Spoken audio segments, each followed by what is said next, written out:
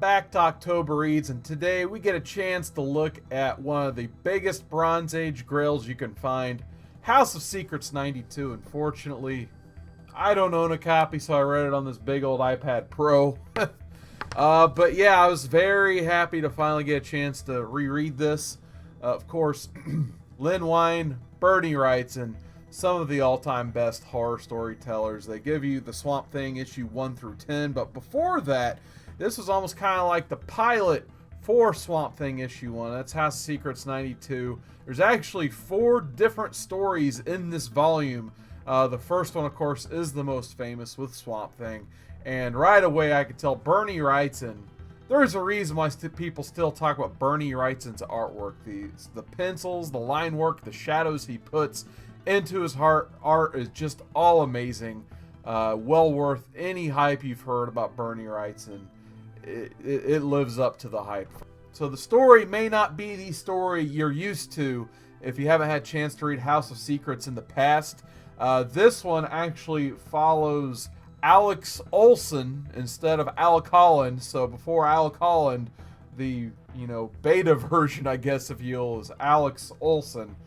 And he was married to Linda Olson, who is now Linda Olson Ridge in this story, because there was this other guy who was obsessed with Linda. And of course, you find out pretty quickly, because it's only like a 10 or 12 issue story, that he's the one who is behind the murder of Alex Olson and dragging his body into the swamp. And it seems Linda is still hung up on Alex. So he decides he's going to take a hypodermic needle and try to take out Linda as well. But that's when a creature busts through the window and takes down this guy. And unfortunately, Swamp Thing, this version, he cannot talk. He can't project his voice. He has no way of communicating to Linda. It's like, hey, it's me, Alex. And that's where you kind of just see that sadness that we're unfortunately used to seeing Swamp Thing and that stuff in most of his greatest stories.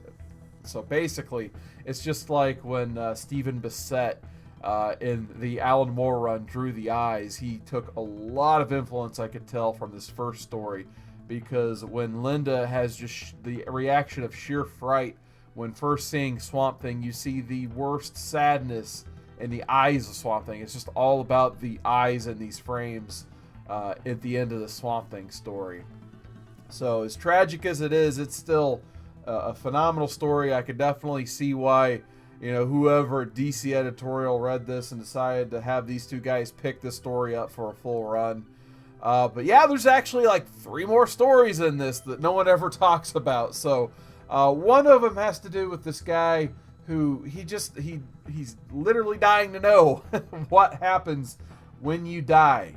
So the story starts off pretty morbidly. His wife is dying, and he's trying to get the information from his wife, like what is she experiencing, what is she going through. And unfortunately, he gets no information from that, just inheritance basically. And one of the things he inherits is her brother, aka his brother-in-law, who's just a deadbeat. Pretty much shows up like right at the hospital, like, hey, I need some money to eat here. Thanks. So like the climax of the story is when the guy goes to this guy's apartment, the brother-in-law that is, and he doesn't even have a working phone. He didn't have power. And they get in a scuffle over the inheritance, and he actually pulls a gun on the brother-in-law. And the brother-in-law actually seizes the control of the gun and accidentally shoots our main character of this story. So now, as he's dying, he's getting his answers. So he's trying to project his answers into his brother-in-law. And that's when he kind of grabs him and stares him in the eyes as he's dying. And then that's where it kind of cuts to like narrator dialogue instead of character dialogue. So that way, obviously, we don't know what it's like. So I think it's pretty awesome that they switched to that dialogue.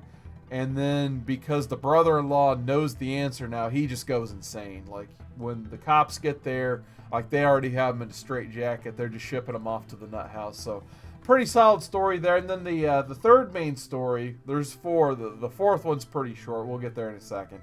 But the third main story has to do with this hobo hanging out in a junkyard. And it just has to do with good deeds, basically. So there's this little kid randomly. Why would a little kid be in a junkyard? Who knows? The 1970s, I guess. Anyway, the little kid, he just wants a dime. He wants to go get some candy or something. So the guy, he's broke. Obviously, he's a bum in a junkyard. He just happens to have one dime in his pocket. He's like, oh, I can just go to the mission and eat. I don't need this dime right now. So he gives the kid a dime. Kid walks off, and then the guy turns around and there's a faucet that's just been thrown in the junkyard. He's like, well, I could take this to the scrap yard and get 50 cents for it. And that's when he like notices a dime in the sink, and he turns on the faucet and it's just raining dimes. So anytime he turns it on, he gets dimes. So this bum, he gets all of his dimes and he just goes on a spending spree basically. Buys himself a new suit, he gets some good food. And another one of his bum friends just happens to be walking down the street, noticing he has all this money, and he's just like, well, I better go borrow some of that money. So he ends up attacking his buddy over all the dimes and the source of his dimes. And all of a sudden, there's this little kid back he bought a balloon with his 10 cents, allegedly, and he decides to jump in and help his friend. And it turns out, of course, it's House of Secrets. This kid is supernatural. He puts the guy in the balloon somehow and pops the balloon and kills the guy. And that's where that story ends. And then the final story, it's a 2-pager. Dude makes a painting of this creepy figure that's in his head for some reason. He can't figure out why. Turns around, he's like, oh, I did pretty good on that painting. And you see like this little murderer come out of the painting. Last little stinger story is a lot of fun. So obviously I'm going to have to give this one 5 out of 5. Amazing story. The Swamp Thing, I think that speaks for itself at this point. Most everybody out there is familiar with that story, I think, and you know, the art of Bernie Wrightson.